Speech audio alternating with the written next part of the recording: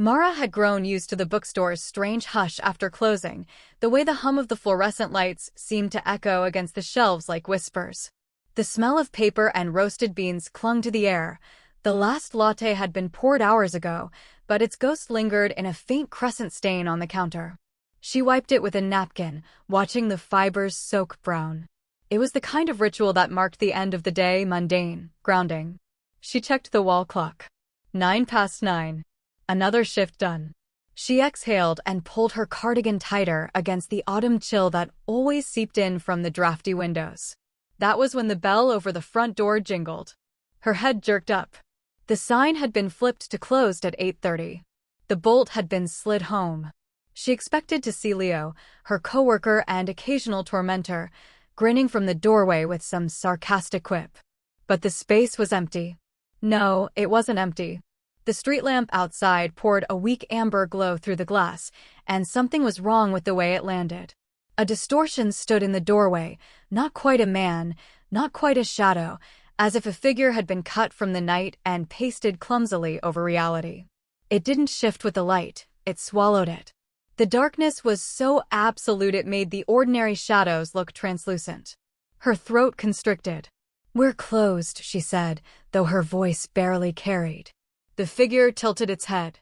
The gesture was subtle, almost curious, like a stranger glancing at a shop sign. And then, with no sound, it narrowed, folded, and vanished. Mara laughed, a sharp, unsteady bark. Too much caffeine. Not enough sleep. Talking to yourself now? Leo's voice came from the back. He appeared carrying the deposit pouch, a crooked grin plastered across his face. "Nothing," she said too quickly. She grabbed her coat, wishing he hadn't noticed the tremor in her hands.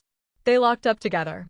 Outside, Edison's downtown glowed festive, string lights zigzagged overhead, food stalls steamed with fried batter and sugar.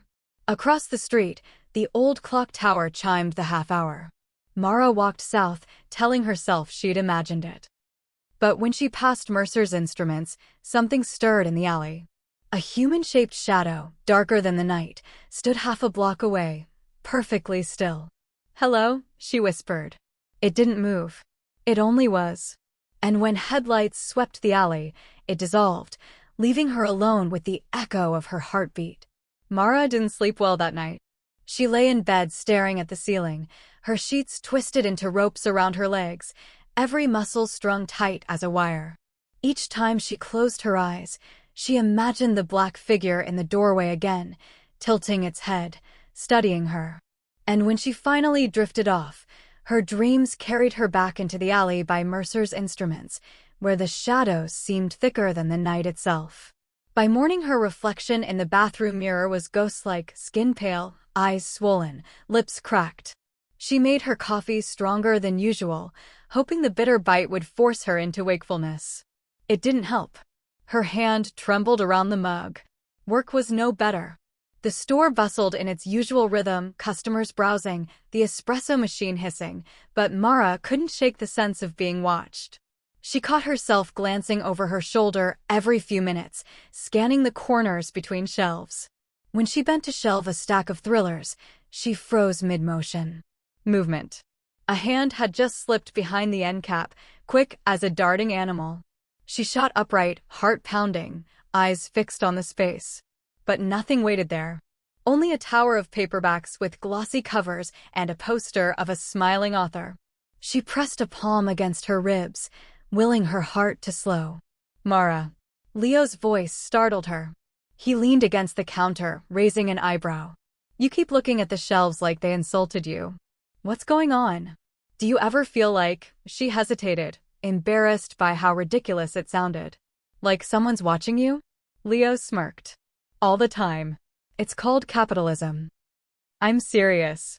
She glanced at the doorway, her stomach twisting. "I saw something last night. Twice." "What kind of something?" His grin faltered. "A shadow. But wrong. Too dark. Too solid."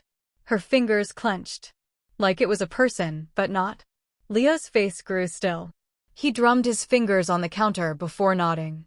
"My grandmother used to tell stories like that. She called them the Watchers." Mara frowned. Watchers. He shrugged, trying to sound casual, though his tone carried weight. They say there are types. Some peek from corners, some just walk past. And some, he trailed off. Some stand in your room at night. Her mouth went dry. Leo forced a laugh.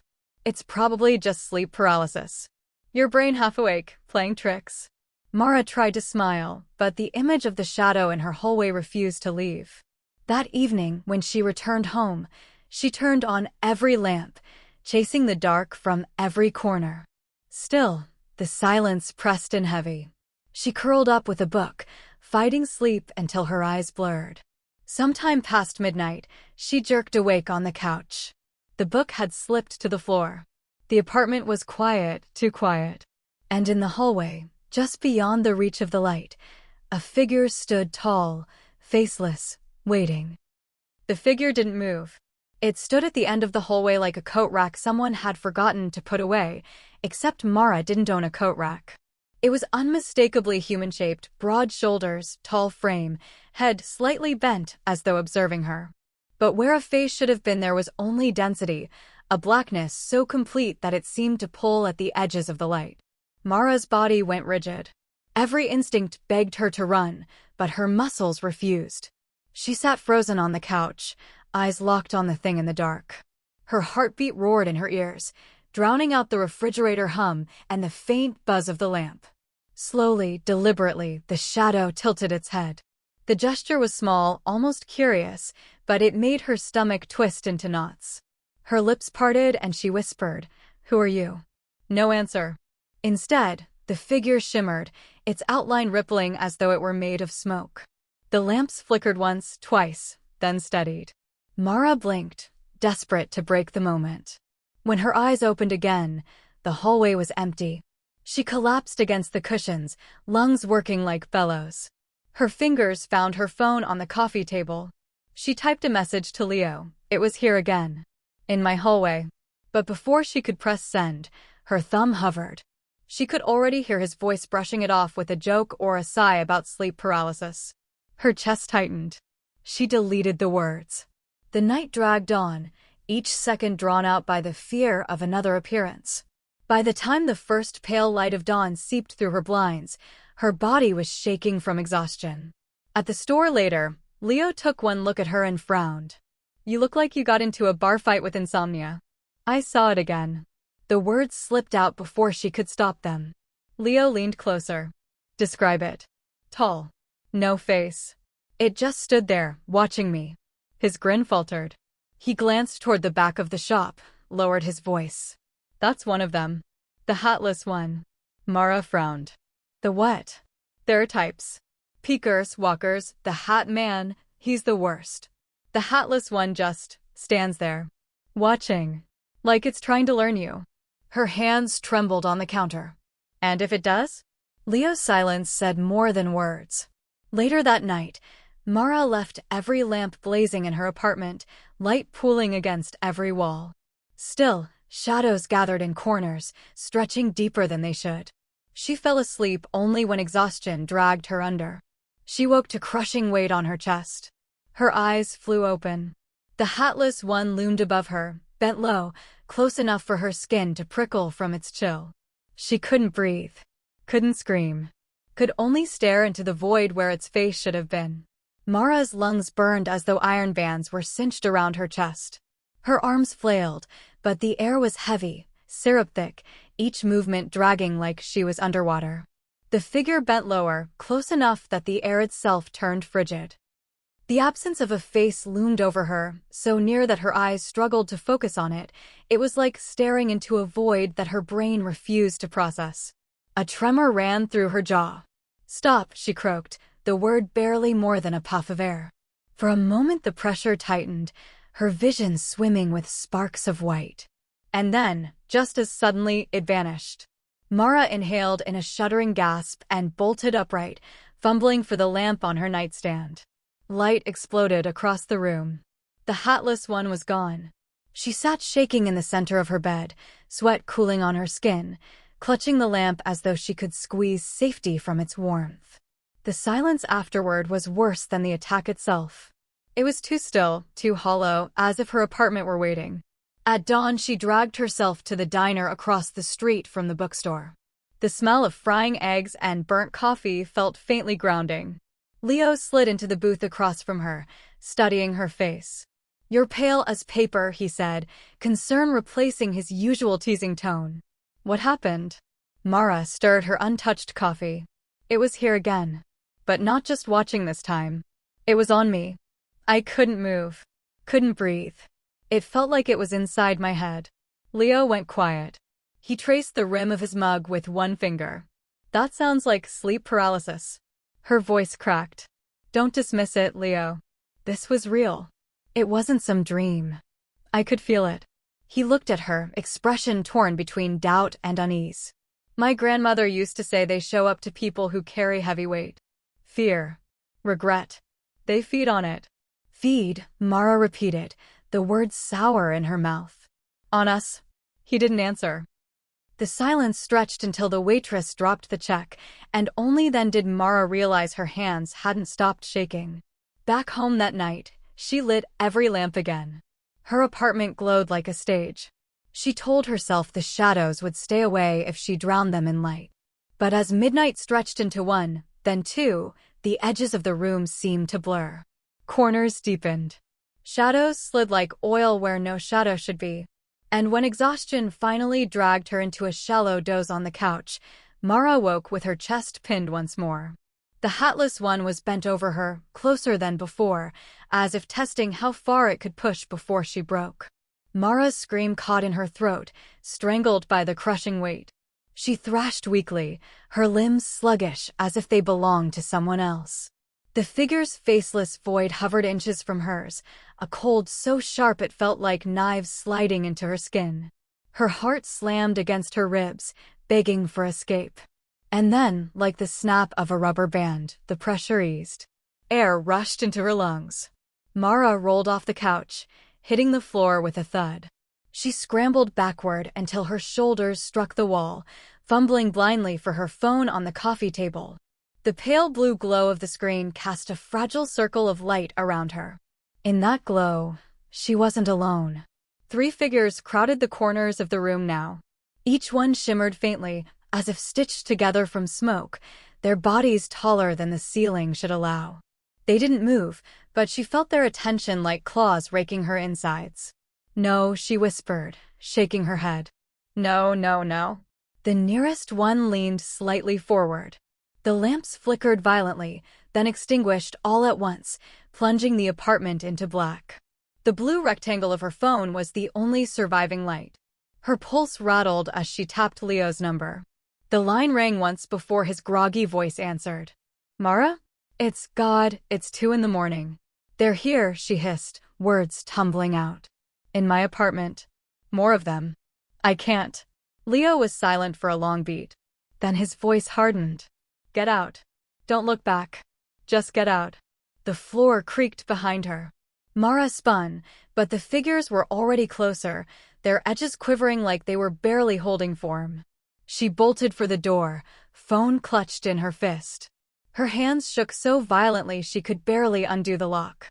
Cold air swept down her spine, and for the first time she heard it, not sound, but vibration, a low pulse thrumming in her skull. Mara. Her name. She yanked the door open and hurled herself into the stairwell. The shadows surged like a tide behind her, but the hallway lights above the stairwell buzzed to life. They hesitated at the threshold, their bodies flickering, reluctant to cross. Mara thundered down the steps, bare feet slapping against the concrete. Each landing blurred past. She didn't stop until she burst into the icy night, lungs heaving. The street was empty. Silent. But she knew she hadn't outrun them. Mara didn't even try to sleep. By the time the sun rose, she had showered twice, brewed enough coffee to rattle her bones, and still couldn't shake the feeling of something pressed against her chest. When the city woke around her, she forced herself out the door, eyes stinging from exhaustion. She didn't want to be alone with the walls of her apartment. The library seemed safer. It smelled of dust and varnish, sunlight streaming through tall windows onto rows of spines. She carried armfuls of books to a table tucked in the back corner, folklore, psychology, even a few local histories. Anything that might name what she had seen. At first, the stories were scattered. In Greek myth, there were skia, shades lingering at the edges of the living world. In Inuit tales, the Teriaxic, shadow walkers who disappeared when looked at directly. West African traditions spoke of shapeless jinn who gained strength from fear. The pattern grew clearer the deeper she read. They were always described the same way, dark silhouettes, glimpsed at the edge of vision, attached to exhaustion, grief, or thresholds between waking and sleep. They lingered at bedsides, pressed on chests, whispered without sound. Mara turned pages faster, searching for something that explained why. One entry in a brittle anthology of medieval accounts stopped her cold. The black masses, beings neither ghost nor flesh, do not reflect the lives of men but feed on their dread. They draw close to those frayed in mind and spirit, and the more one acknowledges them, the stronger their hold becomes.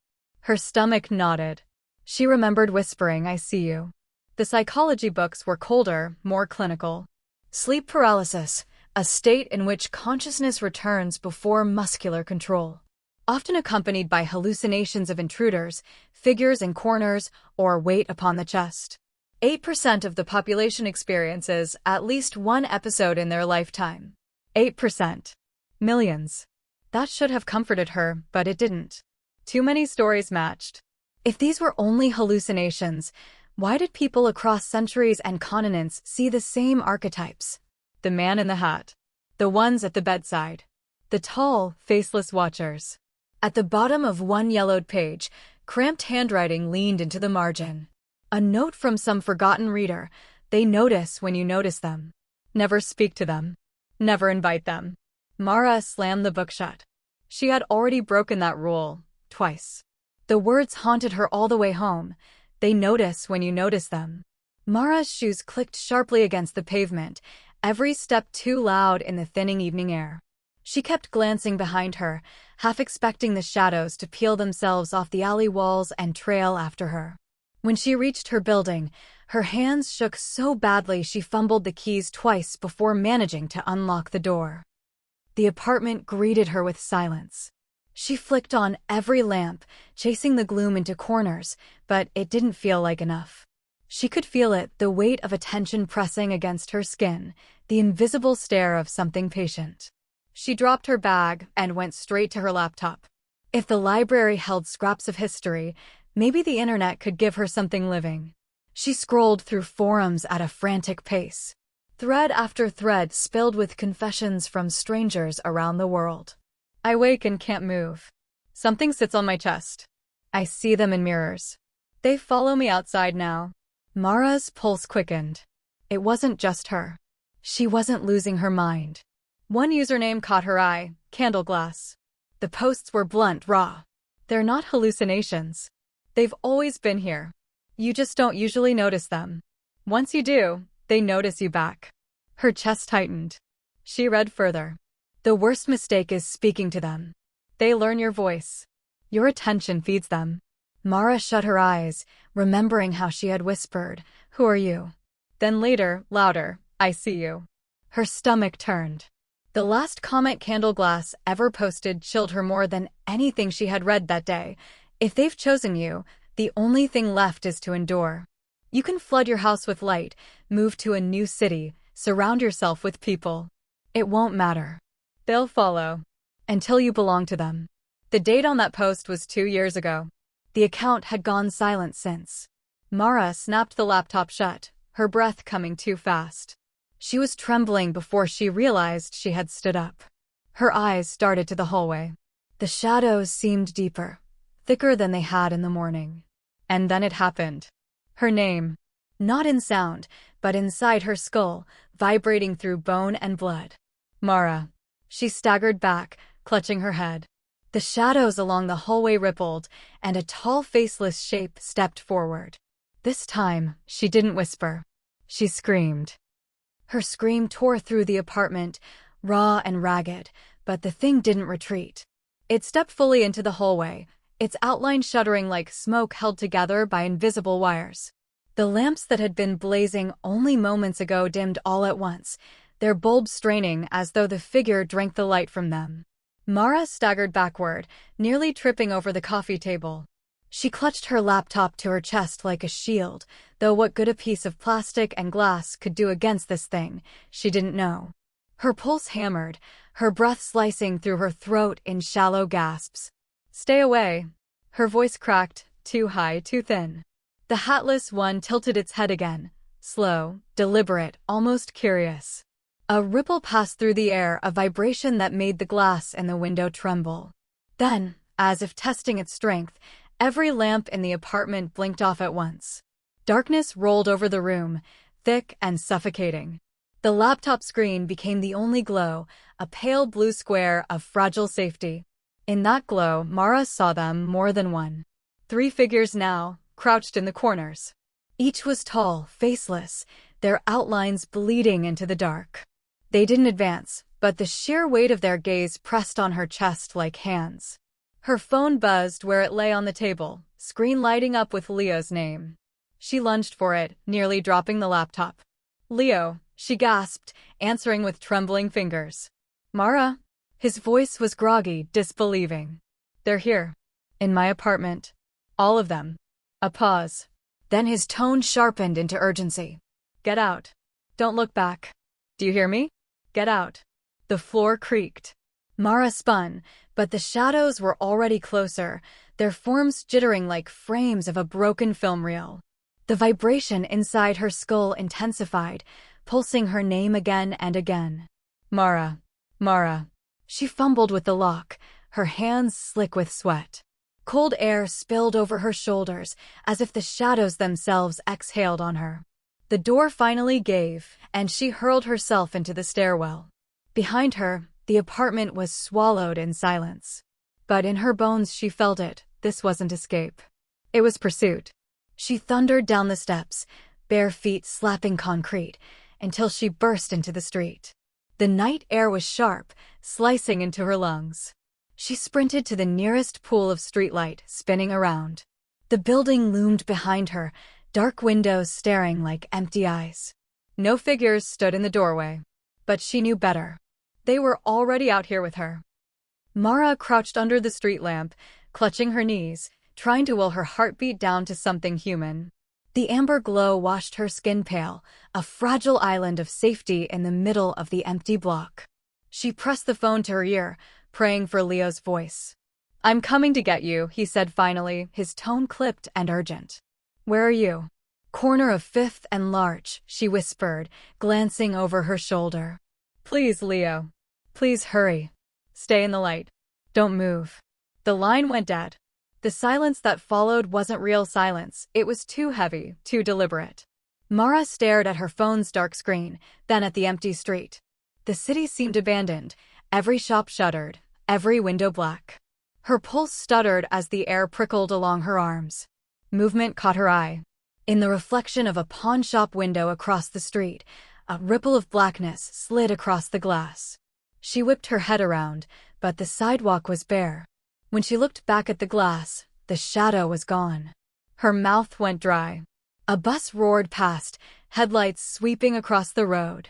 In every window, she swore she saw silhouettes, dozens of faceless passengers staring out at her. The bus thundered on, leaving only the stink of diesel and the echo of static in her ears. The street lamp above her buzzed, then flickered. Once. Twice. The circle of light shrank, the edges closing in like a noose. Mara's breath turned to fog. They stood at the far end of the block. 3 of them, shoulder to shoulder, their outlines jittering as if reality itself resisted them. They didn't walk. They skipped, closing the distance in jerky frames, like old film skipping. "No," Mara whispered, rising to her feet. Her legs felt like jelly. She ran. Every storefront she passed held their reflections in the glass, multiplying them, showing more figures than the street itself could hold. They flickered in alleys, in the glow of traffic lights, even in the spaces between parked cars. She ran harder, lungs tearing, as the city itself seemed to pulse with their presence. Her name echoed inside her skull again. Mara. Mara. Louder this time, more insistent, like a chorus spoken by 100 mouths. At the intersection, headlights blinded her. A car screeched to a halt inches away. The passenger door flung open. "Mara!" Leo shouted. She dove inside, slamming the door. Leo stomped the accelerator, tires squealing as the car shot forward. But when she dared to look in the side mirror, her stomach dropped. The shadows weren't left behind. They flickered along the sidewalks, sliding between lampposts, faceless heads turning toward the speeding car. "They're following," she whispered. Leo's face was pale, eyes locked on the road. His knuckles were white on the wheel. "I see them too," he said. For the first time, she knew she wasn't alone in the nightmare. The car hurtled down the empty avenue, headlights carving fragile tunnels through the dark. Mara gripped the dashboard with both hands, trying not to hyperventilate. The city rushed past in streaks of yellow and black, but the shadows were keeping pace, sliding along storefronts, flickering across intersections, their faceless heads always turned toward her. "They're everywhere," she whispered. Leo didn't answer at first. His jaw was tight, eyes fixed on the road. Finally, he said, "We can't outrun them." The words sank into her bones. She already knew it was true. Her shoulders trembled as the vibration of her name began again in her skull, louder now, layered, as if dozens of voices were overlapping. "Mara, Mara.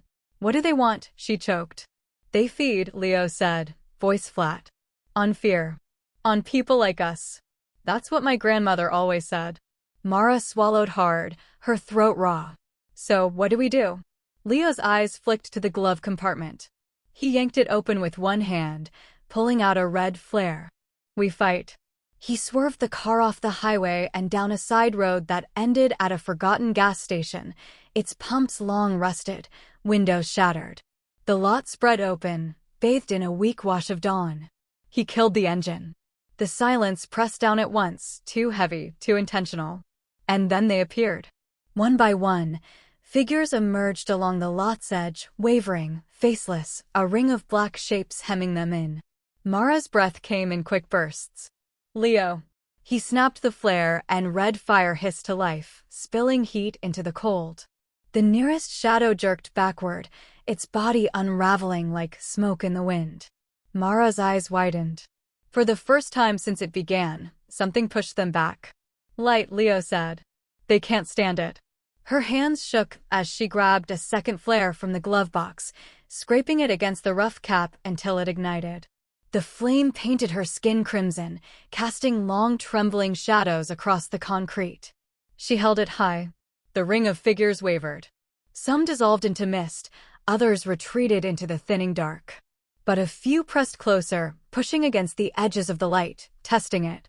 The vibration in Mara's head roared louder, her name echoing with such intensity she thought her skull might split. She clenched her teeth and shouted over it. "You don't get to have me." The figures shuddered, their forms unraveling in the firelight. One by one they crumpled inward, folding into nothing. The lot emptied until only the sulfur stink of the flares remained. Mara dropped to her knees, tears streaking down her face. The sun finally crested the horizon, spilling honest gold across the concrete. For the first time in weeks, warmth touched her skin. "They'll be back," she whispered. Leo tossed the spent flare aside. "Yeah, they always come back." She lifted her face to the sun, breathing in deep. She knew the shadows hadn't vanished, they never would. They lived at the edge of sight, patient and eternal. But now she knew something else. They weren't untouchable. They weren't invincible. Mara's grip tightened around the dying flare. "Let them. I see them. But I'm not theirs." And for the first time, she believed it. They drove until the sun was high, both of them too shaken to speak. Mara stared out the passenger window, watching the fields blur into ribbons of green and brown. The world looked normal again, deceptively so. Birds wheeled above power lines, trucks rattled along the interstate. Yet the silence between them carried a truth they couldn't outrun. "They'll be back," Leo said finally, his voice hoarse from hours of quiet. "I know," Mara whispered. She traced the rim of the flare still clutched in her lap, the metal warm from the morning sun. They weren't scared of me. Just the light. Light's all we've got. He rubbed his eyes. But we can't keep a flare burning forever. Mara turned the thought over in her mind. The library pages, the online forums, the scrawled warning in the margins. Never invite them. Never speak to them. She had already broken both rules. Maybe that was why they were relentless. Leo, she said softly, you saw them too, right? It wasn't just me. He nodded, jaw tight. I wish I hadn't. Relief and dread tangled in her chest. She wasn't alone, but that meant the shadows weren't bound to her alone either. They pulled off at a diner 2 towns over, a place with peeling paint and coffee that tasted like burnt rubber. Inside, everything looked ordinary. Truckers hunched over plates, kids squabbling in a booth. For the first time in days, Mara almost believed she was safe. Until she noticed the mirror behind the counter. The reflections of the truckers looked normal. But hers was not alone. Standing just behind her mirrored shoulder was a tall, faceless figure, blacker than the polished glass should allow. Her mug clattered to the table. They followed us, she whispered. Mara couldn't tear her eyes from the mirror. The figure loomed directly behind her reflection, shoulders squared, faceless head tilted just as it had in her hallway. She spun around in the diner booth, breath caught in her throat. Nothing. Only the scrape of forks, the chatter of kids, the smell of frying bacon. She looked back at the mirror. It was still there. Still behind her. Leo. Her voice was barely audible. He followed her gaze. His expression hardened, though he tried to mask it. Don't draw attention. Don't draw, Leo, it's right there. The waitress arrived with their plates, sliding a mound of scrambled eggs in front of Mara. Everything okay, hon? You look pale. Mara's hand shook as she grabbed the salt shaker. Fine. Just didn't sleep much. The woman nodded and bustled off, oblivious. Mara dared another glance at the glass. The shadow hadn't moved, but its head was bent closer now as if listening. Her reflection looked on the edge of collapse, white-faced and wide-eyed, while the figure behind it loomed like a puppeteer over a fragile doll. Leo reached across the table, fingers curling around her wrist. Eat. Pretend. If they know you're afraid, it makes them stronger. She wanted to scream at him, to demand how he could stay calm, but his grip was steady, grounding. She forced herself to take a bite of the eggs, though they tasted like ash in her mouth. A crash came from the far side of the diner. A plate shattered on the tile. The busboy muttered an apology, but Mara saw what had caused it. He dropped it after spinning in place, his eyes wide, staring into the reflective surface of the napkin dispenser. He'd seen something too. Her stomach lurched. It wasn't just her anymore. Outside, sunlight blazed over the parking lot. Yet when Mara and Leo stepped out, the light felt thin, fragile, as though it could tear at any moment. In the reflection of the diner window, she saw them again, figures lining the edge of the lot, faceless, patient. Leo swore under his breath. They're spreading. Mara hugged herself, the air suddenly cold despite the heat of the day. No, they've always been here. She remembered the words scribbled in the margin of that library book. They notice when you notice them. And now it wasn't just her noticing. By late afternoon the town felt wrong. The streets bustled with their usual rhythm, cars rolling through stop signs, kids pedaling bikes, shopkeepers dragging sandwich boards onto the sidewalk. But beneath the normality pulsed something heavier, a tension that hummed like power lines before a storm. Mara noticed the way people's eyes darted, the way conversations faltered mid-sentence. Others were seeing something, even if they didn't admit it. She and Leo ducked into a hardware store to grab more flares. The owner, a wiry man with a gray beard, barely looked up from the counter as Leo set the bundle down. His hands trembled faintly as he rang them through. Busy night? Leo asked casually. The man's jaw tightened. He glanced at Mara, then leaned closer. You see him too, don't you? His voice was low, conspiratorial. Mara froze. The man's eyes flicked toward the corner of the shop, where a rack of tools cast jagged shadows across the floor. I've seen shapes moving in here after I close. Thought it was my eyes at first. But last night, he trailed off, swallowing. One of them stood in the aisle, right where you're standing now. Leo slid the cash across the counter without another word. Outside, Mara clutched the bag of flares against her chest. "It's not just us," she whispered. "They're bleeding into everyone's lives." They walked quickly back toward the car. On the way, Mara caught sight of a mother dragging her little boy by the hand. He kept twisting back, pointing to the alley, insisting loudly, "There's a man there. He's watching us." The mother shushed him, flustered, but when Mara glanced into the alley, she saw only a ripple of darkness pooling deeper than it should. By the time they reached the car, her legs shook. If people keep noticing them.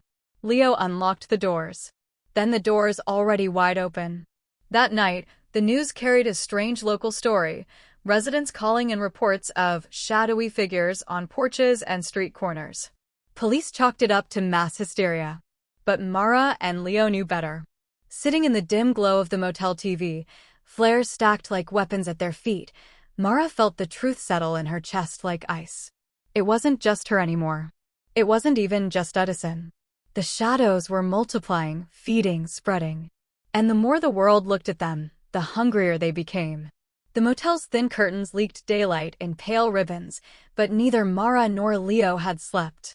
They sat surrounded by flares, half-empty coffee cups, and silence heavy enough to choke on. When the morning news repeated the same strange calls about dark figures spotted across Edison, Mara snapped the television off. "We need answers," she said. Her voice was raw, her eyes rimmed red. "Not theories. Not folklore. Answers." Leo rubbed his temples.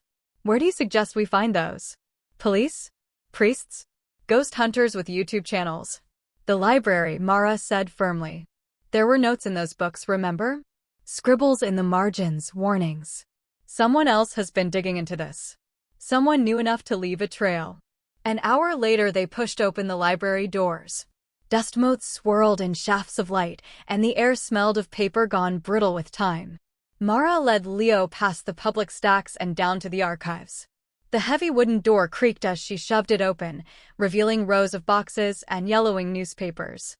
"Split up," Leo said. He reached for a folder marked 1970s, paranormal accounts. Mara scanned the shelves until her eyes caught on a binder stuffed with photocopied internet forum threads. The handwriting on the cover stopped her cold, candle glass. Her stomach dropped. She hauled the binder onto a table and flipped it open. Printouts of online posts tumbled out, annotated with frantic pen marks. The handwriting matched the margin scrawl she'd seen in that folklore book. "They notice when you notice them." Mara skimmed faster, her pulse quickening. One entry in Candleglass's voice read, "The hatless one always comes first. He marks you. The others follow. They don't stop until something is taken, sometimes a life, sometimes a mind." Leo leaned over her shoulder, eyes narrowing. "You think this Candleglass was, what, a researcher? Or a survivor?" Mara whispered. Her finger traced the last note at the bottom of the page. "If you're reading this, it means they've noticed you too. I'm sorry. I can't help you anymore." The date was 2 years old. No further posts followed. Mara's throat tightened. Candleglass hadn't just gone silent. Candleglass had been taken. Mara turned the binder pages with hands that wouldn't stop trembling. The photocopies were a patchwork of desperation. Candleglass's posts, local legends, even clipped police reports. Each document had been underlined, annotated, connected with arrows in a frantic web. Whoever Candleglass had been, they weren't just a bystander. They'd been hunting the truth. Leo pulled another folder from the shelves, this one thick with yellowed newspaper clippings. "Look at this," he said, sliding one across the table. The headline from 1938 read, "Mysterious Figures Trouble Residents, Black Men in the Streets." The article described Edison locals claiming to see dark shapes loitering near porches, peering through windows, standing over beds. Police had dismissed it as hysteria brought on by the Depression. Another article from 1964 told of a rash of night terrors at the old Edison boarding school. Students reported figures pressing on their chests, leaving them unable to move. The school nurse insisted it was sleep paralysis. But scrawled in Candleglass's hand at the bottom was one word, liars. Mara's skin prickled. "They've been here for decades. Maybe longer." Leo frowned, flipping through more clippings. Every 20, 30 years, another wave of reports. Almost like a cycle, Mara finished. Her stomach churned. Like tides. In the back of the folder lay a single photograph, grainy and washed in sepia. It showed a group of children outside a farmhouse in 1910, their faces pale and serious. But behind them, near the barn, was a dark figure. Blurred, faceless, wrong. Candle glass had circled it in red ink. Mara pressed the photo flat with her palm, her breath hitching. They've always been here. Then why us? Leo asked. The question hung in the still air of the archive, heavy and unanswerable.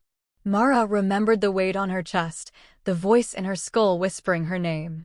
She thought of the boy in town pointing to an alley, the busboy dropping his plate in terror. Because we noticed, she said finally. The lights above them flickered. For the briefest second, the shadows between the shelves deepened unnaturally, stretching toward them like reaching fingers. Mara slammed the folder shut. We need to get out of here. The overhead fluorescents buzzed like angry bees, their light faltering in uneven waves. Mara's chest tightened as the shadows between the archive shelves swelled unnaturally, thickening like spilled ink. Leo, she whispered, they're here. He scanned the rows of boxes, his hand inching toward the bag of flares at his feet. Of course they are. We're digging in their closet. One of the lights popped with a sharp crack, plunging half the room into gloom. From the darkness, something shifted, a ripple, tall and narrow, the unmistakable outline of a figure. It didn't step forward, but the air grew cold enough that Mara's breath fogged. Her fingers scrabbled for a flare. Light it. Now. Leo struck the cap, red flame hissing to life. The glow painted the shelves in jagged crimson, and for a moment the shadow retreated, its body shuddering like smoke whipped by wind. But more were forming, 3, 4, maybe 5, all crowding the corners, faceless heads bent toward the circle of light. They're multiplying, Mara gasped. Leo grabbed her arm. Move. Don't let them box us in. They shoved their way down the aisle, flare held high. Shadows pressed closer, jittering like broken film frames, but none dared step fully into the red glow. The path to the exit stretched long and narrow, the fluorescence above flickering in stuttering bursts. Halfway down the row, Mara froze. The reflection in a glass case to her right stopped her cold. In it, she didn't see her own terrified face. She saw a dozen shadow people crammed shoulder to shoulder, crowding around her like a noose. Mara. Leo yanked her forward. Don't look at them. She tore her gaze away, heart hammering. The flare sputtered dangerously low, sparks dropping onto the tile. Panic surged hot and wild.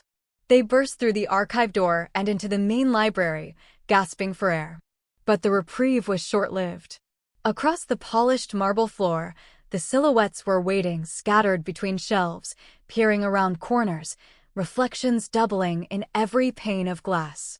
Leo cursed under his breath. We're running out of time. Mara gripped his sleeve, her voice shaking. No, we're running out of light. They ran. The library's grand reading room stretched ahead, rows of desks glowing faintly under weak lamps. Between them, shadows writhed, stretching impossibly long across the marble floor. Mara clutched Leo's sleeve with one hand and the dying flare with the other. Its light was shrinking, spitting weak sparks that barely held the darkness back. Exit. Leo barked, pointing to the double-glass doors across the hall. Mara's legs burned, each step echoing like thunder in the cavernous space.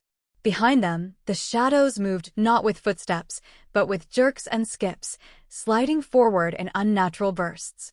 Every time she blinked, they were closer. The flare sputtered out. Darkness swallowed them. Mara screamed, fumbling in the bag for another. Cold fingers, not real fingers, but something colder, heavier, brushed her arm. She yanked away with a sob, snapping the cap of a new flare. Red fire bloomed, casting the reading room in crimson glow. The nearest figure recoiled violently, its form unraveling like smoke caught in a fan. But others closed in, circling. They weren't retreating as far this time. They're learning, Mara gasped. Leo didn't answer. His jaw was locked, sweat pouring down his temple as he dragged her forward. The doors loomed just ahead: freedom, daylight, escape. They hit the crash bar with their shoulders. It didn't budge. Mara shoved harder, the flare trembling in her grip. It's locked. Why is it locked? They must have barred it after hours, Leo snarled, ramming it again. The glass shuddered but held. The shadows pressed closer, their faceless heads tilting in perfect unison. The vibration returned in Mara's skull, louder than ever, a chorus pounding her name. Mara. Mara. Her knees buckled. The flare slipped from her hand, clattering to the marble. Its glow danced weakly across the floor, painting the shadows in grotesque, jerking forms. Upstairs, Leo shouted, grabbing her under the arm. Fire escape. They bolted for the stairwell. Behind them, the figures surged, filling the reading room like a tide of black water. The flare guttered and died, leaving only the pounding of footsteps and the relentless chorus in Mara's head. The stairwell smelled of rust and mildew, the kind of place no one used unless forced. Their footsteps thundered upward, echoing off the concrete walls. Mara clung to the railing, her lungs searing, her head still vibrating with the chorus of voices. Mara. Mara. Each repetition struck like a hammer blow behind her eyes. Leo snapped another flare, the red light bleeding across the stairwell. For a moment, the voices dimmed, retreating like a tide pulling back. But below them, shadows writhed up the steps, climbing with unnatural speed. They didn't walk, they stretched, jerked, folded, closing the distance in impossible leaps. Faster, Leo urged. His voice was hoarse, ragged. Mara's legs screamed in protest, but she pushed harder. They burst through the door at the top floor, stumbling into a hallway lined with dusty offices. The air smelled stale, abandoned. Windows ran along one wall, their glass dimmed by years of grime. At the end of the corridor, a red-painted door glowed faintly, the fire escape. There. Mara pointed, adrenaline spiking. They sprinted. Behind them, doors along the corridor rattled violently as if fists pounded from inside. Shadows leaked through the cracks, sliding into the hall. The light of Leo's flare sputtered as the figures pressed closer, their faceless heads jerking in unnatural rhythm. Mara grabbed the fire escape door handle and shoved. It stuck. She shoved again, panic searing through her veins. It's jammed. Move. Leo slammed his shoulder into it. Metal groaned, then gave way with a shriek. They spilled onto the fire escape, the rickety steel platform groaning under their weight. Daylight hit them full in the face, pale, but real. For a heartbeat, Mara thought they were safe. But then she saw them. Figures lined the rooftops across the street. Dozens, maybe hundreds, standing shoulder to shoulder like an army of shadows. Their forms wavered in the daylight, but they were there, watching. Waiting. Leo swore under his breath. They're not hiding anymore. The chorus swelled inside Mara's skull, so loud she dropped to her knees, clutching her head. Her vision swam. Every shadow cast by the fire escape rails seemed to twitch, reaching for her. Mara. Leo hauled her up. Don't give them what they want. But deep inside, she wasn't sure she had a choice anymore. The shadows had followed her into the world. And the world was beginning to notice them back. The steel beneath Mara's feet vibrated as if the shadow's chorus was rattling the fire escape itself. She gripped the railing until rust bit into her palms, but it didn't ground her. The voices kept rising, pounding her skull in rhythm with her pulse. Mara. Mara. Mara. Across the street, the army of silhouettes stood motionless on the rooftops. Dozens of faceless heads tilted in eerie unison. The daylight should have burned them away, but it only made them shimmer, like heat mirages that refused to vanish. Leo lit another flare, thrusting it skyward. The red fire licked the air, casting a bloody glow across the buildings. A ripple passed through the figures. Some wavered, their outlines bending like smoke. But most held their ground. They're not leaving, Mara whispered, her throat raw. They're testing us. Leo's voice was grim. Mara staggered to her knees, clutching her skull. The vibration inside her head spiked into words now, layered and overlapping. Not just her name, but something deeper. Open. Belong. Become. Her breath caught. She felt it, not just pressure, but a pull. Like invisible hooks tugging her forward, drawing her toward the edge of the fire escape. Her body leaned despite herself, as though the chorus inside her was rewriting her will.